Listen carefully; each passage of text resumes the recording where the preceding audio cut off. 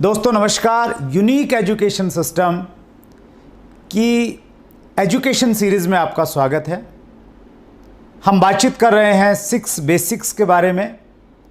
पहला basic, use the product and promote the product and open अपनी दुकान। इसके बारे में मुकेश कोठारी जी ने बहुत विस्तार से बातचीत की और उससे मैंने ये सीखा कि जब हम प्रोडक्ट को इस्तेमाल करते हैं तो किस प्रकार हमारा कॉन्फिडेंस लेवल बढ़ता है। दूसरा basic, make a list of dreams and prospects. इसमें एस अत्री साहब जो पेशे से टीचर हैं, उन्होंने बहुत शानदार तरीके से हमें बताया कि हमें लिस्ट को क्यों बनाना है और किस तरीके से हम 1000 लोगों की लिस्ट बना सकते हैं। और तीसरा जो बेसिक है, कॉन्टैक्ट एंड इनवाइट, उसमें सुजीत कुमार सिंह जी ने बेहतरीन तरीके से हमें बताया कि जब हम कॉन्टैक्ट करें तो हमें मैच्योर नो सीखे की तरह नहीं काम करना है, हमें प्रोफेशनल्स की तरह काम करना है, तभी हमें रिजल्ट मिलेंगे। और जो फोर्थ बेसिक था, share the products and plan, Mahavir Saharan ji ने बहुत शानदार तरीके से एग्जाम्पल के माध्यम से हमें बताया कि अगर हम छोटे बच्चे को पेपर के ऊपर में अगर हाथी बना के दिखाएंगे तो उसके बहुत सारे प्रश्न होंगे, लेकिन जब हम उसको साक्षात हाथी दिखा देंगे तो उसके सारे प्रश्न खत्म हो जाएंगे और फिर वो भूल नहीं पाएगा कि हाथी कैसा होता है।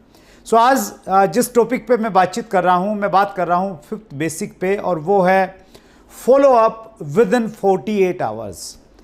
आपने जिस व्यक्ति को प्लान दिखाया है उस व्यक्ति से आपने दोबारा मिलना है, 48 आवर्स के अंदर अंदर मिलना है।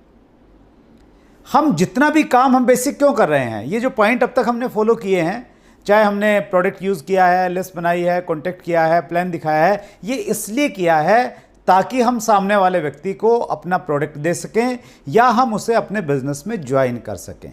ये हमारा मकसद रहा है मेन। सो अब समय आ गया है जिस मकसद के लिए हम बेसिक्स फॉलो कर रहे हैं उसका परिणाम लेने का, यानी या तो प्रोडक्ट सेल करने का या सामने वाले व्यक्ति को अपने नेटवर्क में ज्वाइन करवाने का। एक कहावत है, पुरस्कार प्रयासों को नहीं मिलते, परिणामों को मिलते हैं। अगर आप अपने प्रयासों को परिणामों में कन्वर्ट कर पाए, रिजल्ट में उनको तब्दील कर पाए, तो ही आपको रिवार्ड्स मिलेंगे, तो ही आपको बेनिफिट होता है। सो जो भी हमने अब तक एक्टिविटीज़ की है वो इसलिए की है कि हम सामने वाले व्यक्ति को अपना प्रोडक्ट सेल करें। हम इसमें विस्तार से बातचीत करते हैं।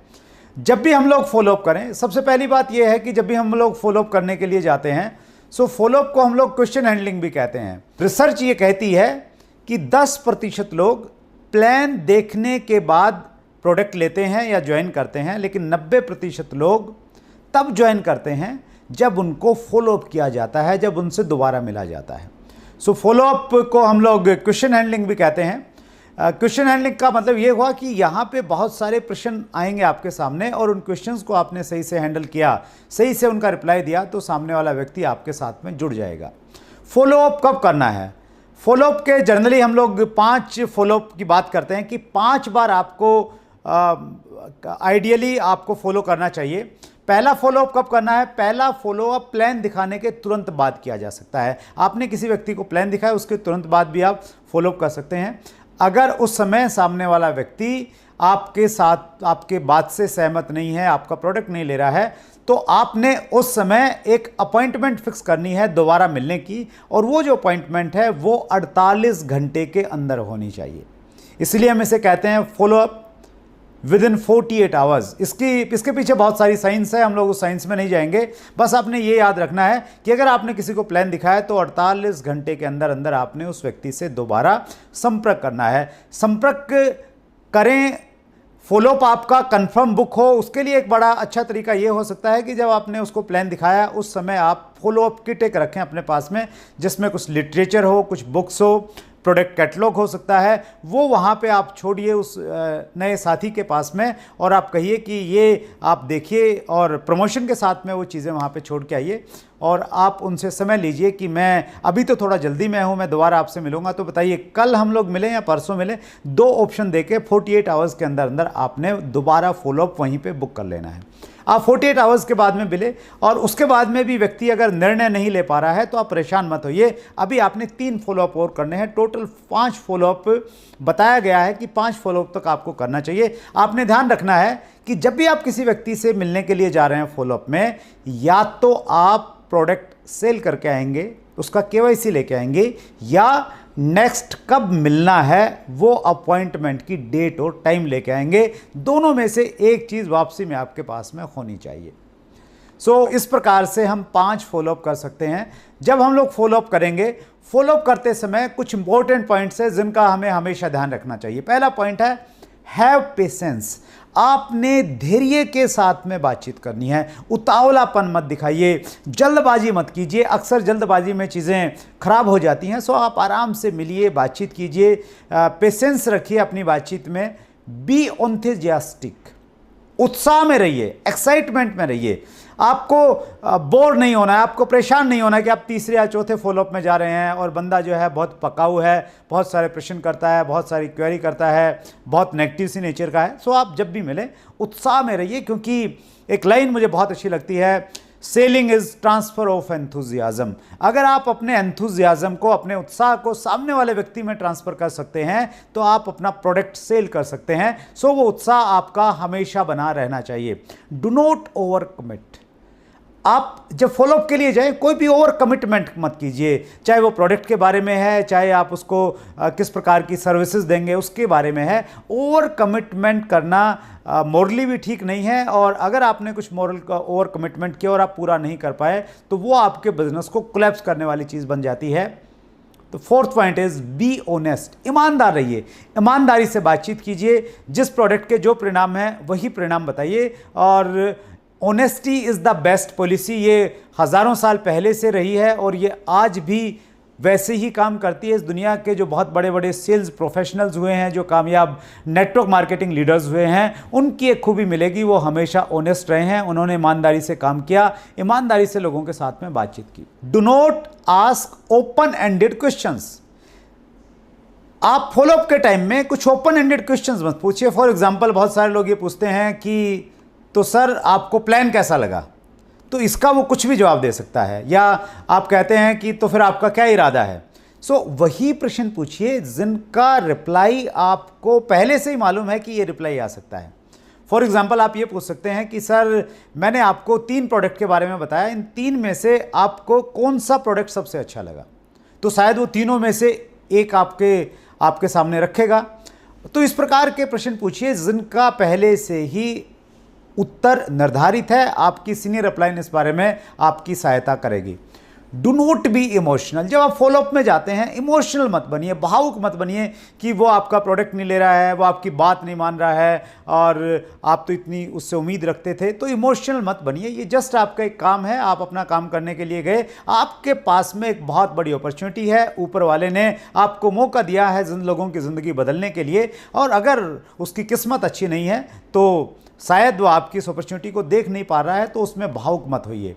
Do not argue. बहस मत कीजिए, आर्गुमेंट में मत जाइए। हमारा मकसद किसी व्यक्ति को हराना नहीं है। हम कोई कोर्ट में नहीं है कि हम दलील लेके सामने वाले को हराएंगे। हमारा मकसद है सामने वाले व्यक्ति को बिजनेस में लेना या उसको प्रोडक्ट देने जिससे उसकी हेल्थ बेटर रहे।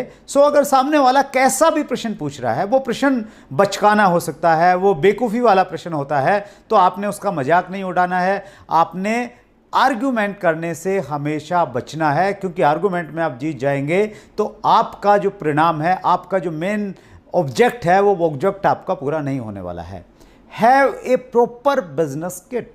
आपके पास में एक प्रॉपर बिजनेस की किट होनी चाहिए। एक प्रॉपर आपके पास में बैग होना चाहिए, जिस बैग में सारे टेस्टिमोनियल्स हों, आपके पास में प्रोडक्ट हों, आपके पास में लिटरेचर हों, वो सारी की सारी चीज़ें आपके पास में होनी चाहिए जब आप फॉलोअप करने के लिए जाए।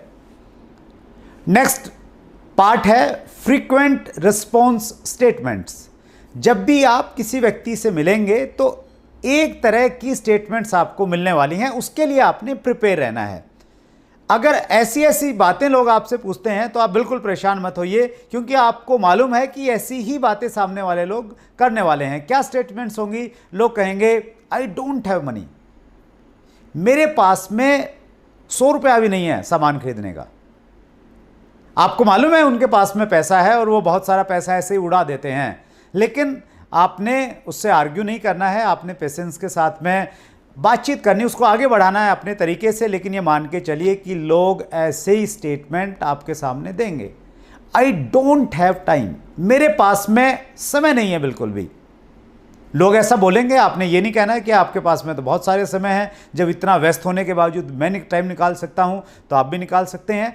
बस आपने प्रिपेयर रहना है कि ऐसा सवाल आए तो कोई बड़ी बात नहीं हुई आपके सामने, I will get back to you. बहुत सारे लोग कहेंगे कि मैं आपको सोच के बताऊंगा, मैं वापस आपको फ़ोन करूंगा, तो ऐसे भी आपको रिस्पॉन्स मिलेंगे। लोग कहेंगे प्रोडक्ट्स आर कॉस्टली, जो सामान है वो बहुत महंगा है, इतना महंगा सामान मैं नहीं खरीद सकता। लोग ऐसा कहेंगे, हालांकि उनको प्रोडक्ट की शायद उतनी नॉलेज नहीं है कि प्रोडक्ट की कॉस्टिंग कैसे निकाली जा सकती है, लेकिन फिर भी लोग कहेंगे आई कांट सेल, मैं बेच नहीं सकता हूं, ये बेचने वाला काम मुझे दिखता है, ऐसा लोग आपको कहेंगे। कुछ लोग कहेंगे is it A pyramid scheme और स्कैम और मनी सर्कुलेशन कंपनी। लोग ऐसा भी बोलेंगे, वो आपको ऐसा एहसास कराएंगे कि जैसे आप बहुत गलत काम में हैं। लोग आपको ये भी बोलेंगे कि मैं मेंबर नहीं बना सकता, ये मेंबर बनाने का काम नहीं मेरे से होगा, बाकी सब कुछ ठीक है, आपका प्रोडक्ट ठीक है, सब कुछ बढ़िया है, मैं सब कुछ मान रहा हूं, लेकिन ये जो लोगों को जोड़ने वाला काम है ये मेरे से नहीं होगा। कुछ लोग कहेंगे, सीधा बोलेंगे कि मैं इंटरेस्टेड नहीं हूं, ऐसे कामों के लिए मैं इंटरेस्टेड नहीं हूं। सो ये इस प्रकार की जो स्टेटमेंट हैं ये आपको मिलने वाली हैं, इसके लिए प्रिपेयर रहिए। हर स्टेटमेंट का कैसे आपको रिप्लाई करना है वो हम आगे के सेशन में बताएंगे, लेकिन ये सोचिए, प्रिपेयर रहिए हमेशा इस चीज़ के लिए कि इस प्रकार की स्टेटमेंट आपके सामने आने वाली है। अब इन स्टेटमेंट्स का जवाब कैसे देना है, how to handle questions. Question handling की मैं कुछ टेक्निक्स आपको बताऊंगा, लेकिन उनमें जो सबसे पावरफुल टेक्निक है जिसको मैं बहुत इस्तेमाल करता हूं, और ऐसा लोग कहते हैं कि मेरा लोगों के साथ में व्यवहार थोड़ा एवरेज रहता है, ठीक ठाक रहता है। अगर वो रहता है तो इसलिए रहता है क्योंकि मैं एक टेक्निक का बहुत इस्तेमाल करता हूं, और वो टेक्निक है use feel felt found technique. ये बहुत पावरफुल टेक्निक है। फील फेल्ट फाउंड टेक्निक ये बताती है कि सामने वाला कोई भी स्टेटमेंट दे या कोई भी क्वेश्चन आपसे करता है तो आपने उसका विरोध नहीं करना है, आपने उसकी बात से सहमति जतानी है, फील करना है, महसूस करना है उसकी बात को कि यस यू आर राइट, आप सही कह रहे हैं। अगर सामने वाले ने कहा कि मेरे पास में पैसा नहीं है,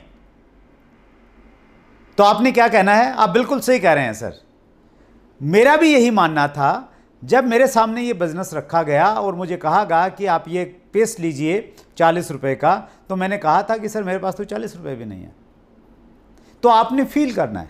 सामने वाला कहता है मेरे पास में टाइम नहीं है, तो आपने कहना बिल्कुल सही कहा सर आपने, मुझे भी ऐसा लगता था मेरे पास में टाइम नहीं है, और मेरे पास टाइम था भी नहीं सर।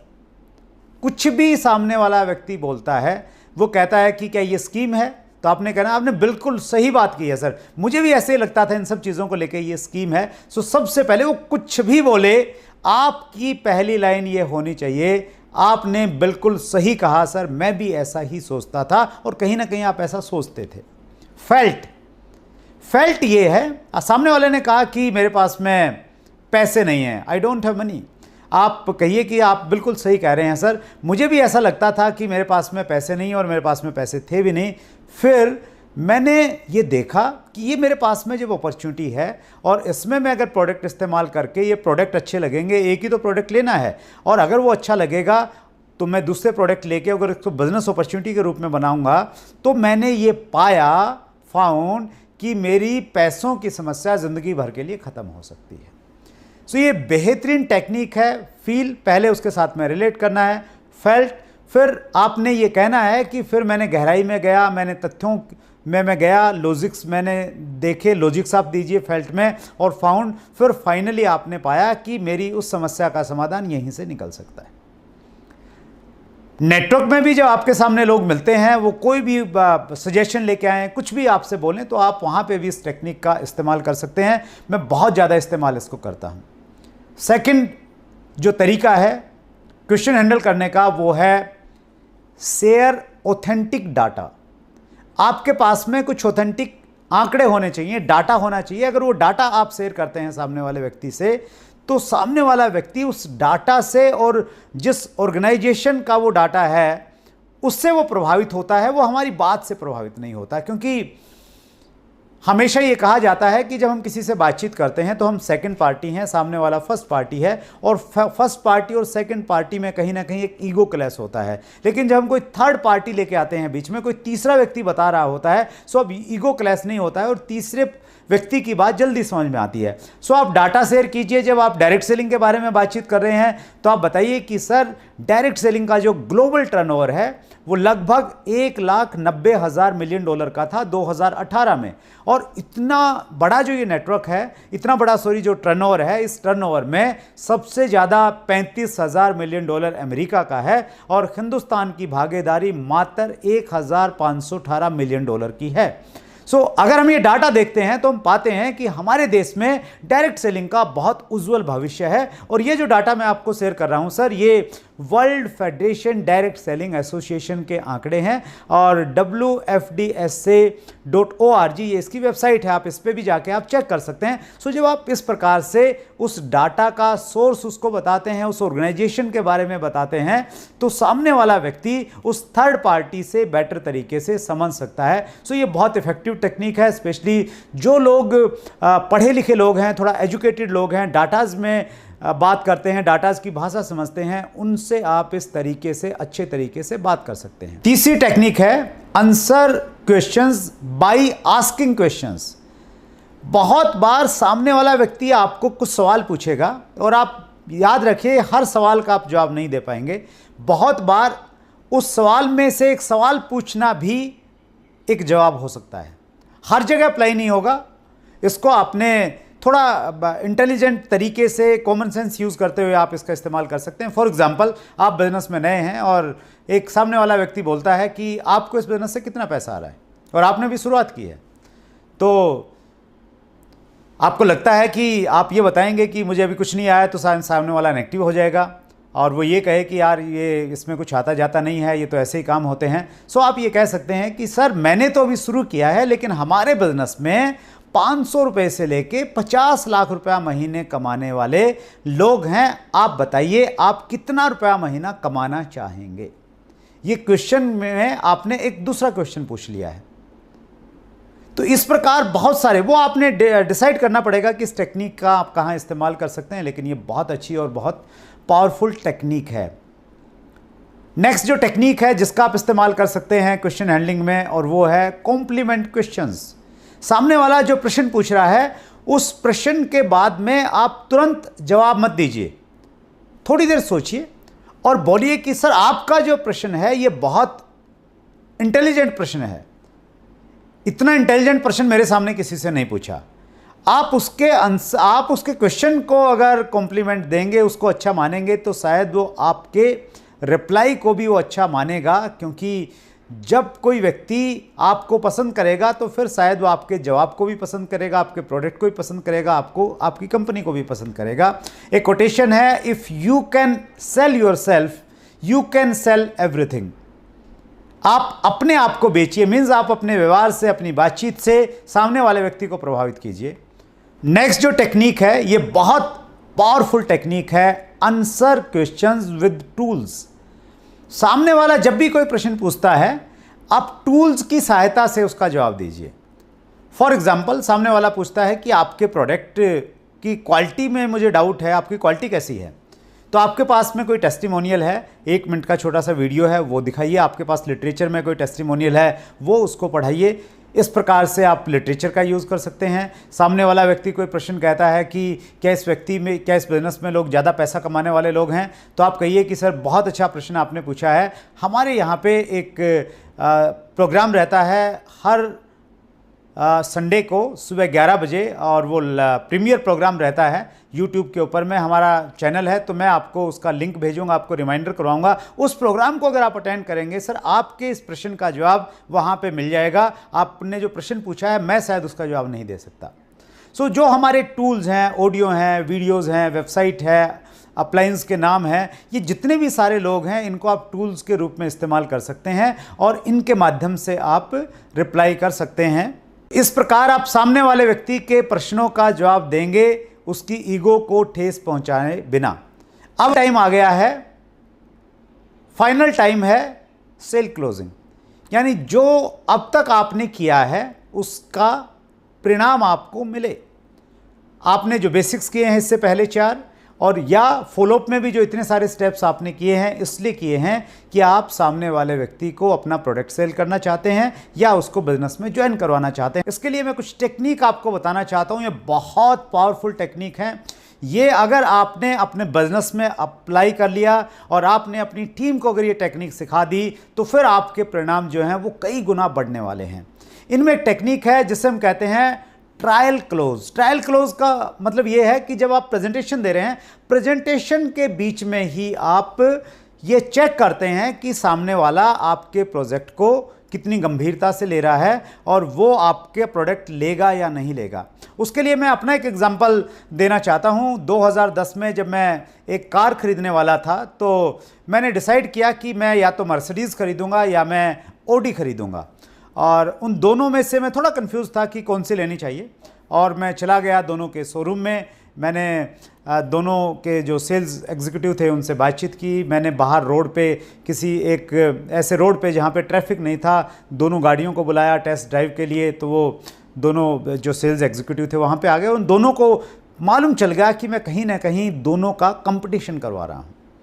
और फिर फाइनली मैंने कहा कि चलो ठीक है, टेस्ट ड्राइव हो गया है, अब मैं शोरूम पे चलते हैं और हम लोग बातचीत करते हैं। तो सबसे पहले मैं ऑडी के शोरूम में गया और एग्जीक्यूटिव से बोला कि गाड़ी तो आपकी ठीक है, लेकिन यार मैंने तो है ना मर्सिडीज़ लेनी है। मर्सिडीज़ के ये फीचर हैं, मर्सिडीज़ इतना बड़ा ब्रांड है, मेरा ड्रीम रहा है कि मैंने मर्सिडीज़ लेनी है, तो मैं तो मर्सिडीज़ लेना चाहता हूँ। तो ऑडी वाले ने ऑडी के फीचर बताए कि नहीं सर, ऑडी में ये फ़ायदा है, ये है, नए ज़माने की गाड़ी है, ये टेक्निक है, ये मर्सिडीज़ में नहीं है, ये ऑडी में है, और वो सारी की सारी चीज़ें उन्होंने बताई। फिर मैंने कहा कि चलिए ठीक है, मैं एक बार मर्सिडीज़ में भी जाना चाहूँगा और मैं आपको वापस मिलता हूँ। फिर मैं मर्सिडीज़ में गया और मर्सिडीज़ में जाके जो उन्होंने प्लस पॉइंट बताए थे ऑडी के, वो मैंने बताया कि यार ऑडी में तो ये फ़ायदे हैं और मर्सिडीज़ में ये प्रॉब्लम्स है, ये तो पुराने ज़माने की गाड़ी है। सो जो मर्सिडीज़ का सेल्स एग्जीक्यूटिव था, he was a intelligent person और उसने ट्रायल क्लोज को इस्तेमाल किया। जब मैं उसको इस चीज़ में उलझा रहा था, कंपैरिजन करवा रहा था कि ऑडी बेटर है मर्सिडीज़ से, उसने मुझे कहा हंसते हुए कि सर ये तो हम आपको कन्विंस करेंगे कि मर्सिडीज़ क्यों बेटर है, ये तो मैं आपको कन्विंस कर दूंगा, डोंट वरी, लेकिन मैं आपसे ये जानना चाहता हूं अगर आप मर्सिडीज़ लेंगे तो आपको कौन सा कलर पसंद है।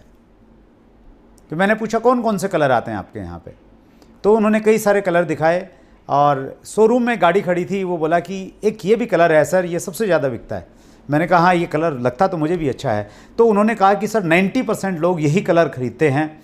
और ऐसे करते करते वो कब मुझे ऑडी से निकाल के मर्सिडीज़ में लेके आया और 40 लाख रुपए का चेक मेरे से लेके कब चला गया मुझे मालूम नहीं चला। वो ट्रायल क्लोज थी उनकी कि उन्होंने जहाँ मैं इंटेलिजेंट बन के उसको उलझा रहा था, वो ऐसे निकाला उसने और निकाल के वो मेरे से सेल क्लोज करके चला गया।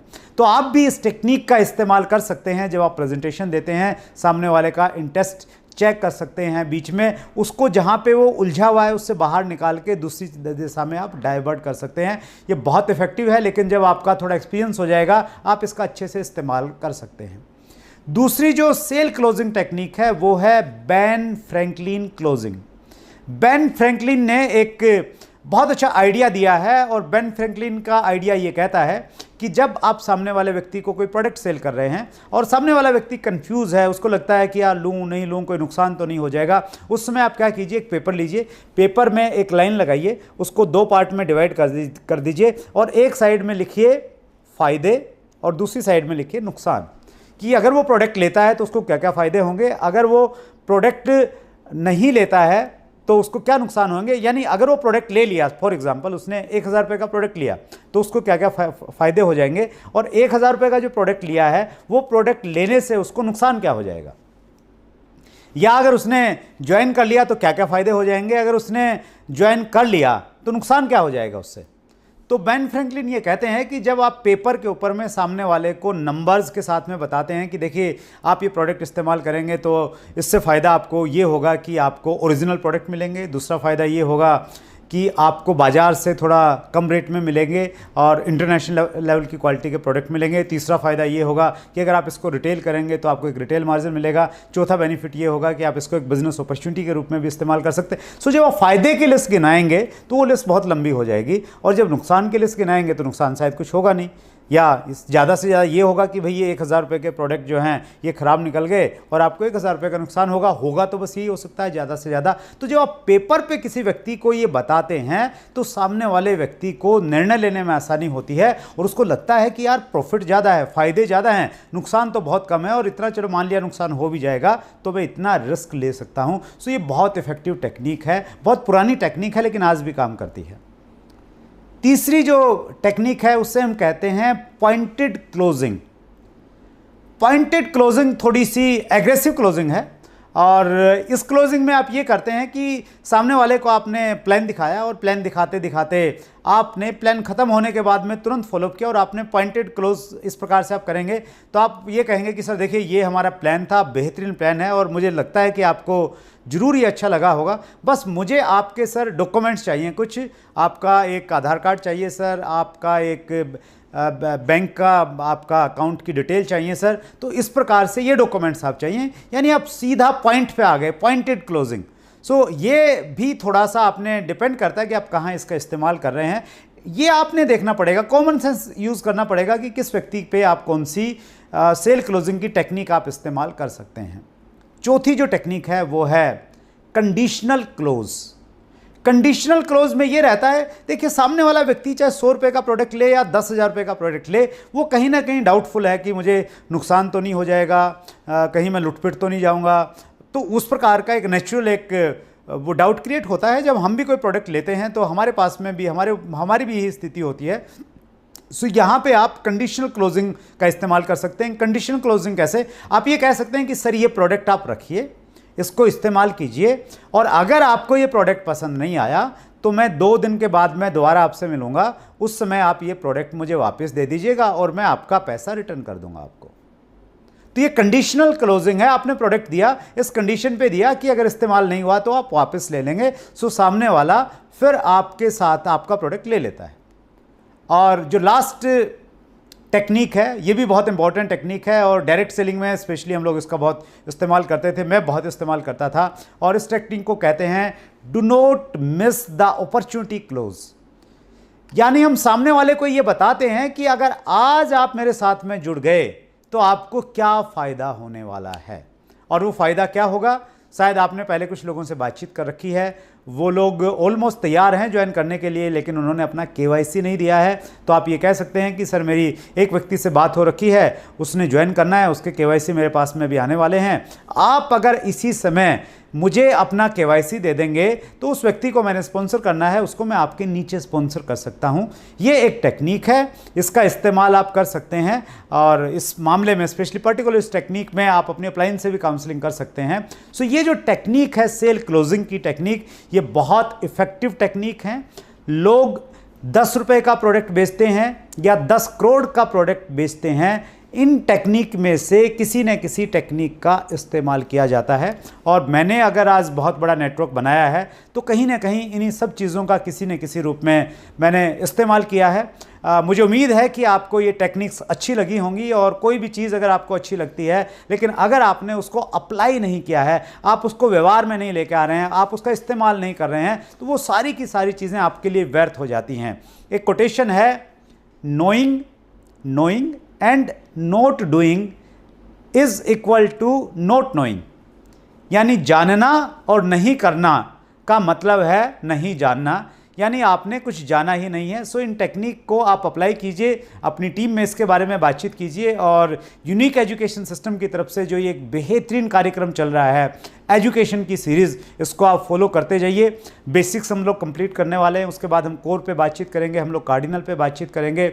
और जैसे ही आपको मालूम है कि सोमवार से शनिवार तक हर रोज़ 7 बजे हमारा एक ट्रेनिंग प्रोग्राम रहता है और संडे को एक बड़ा कार्यक्रम हम लोगों का रहता है।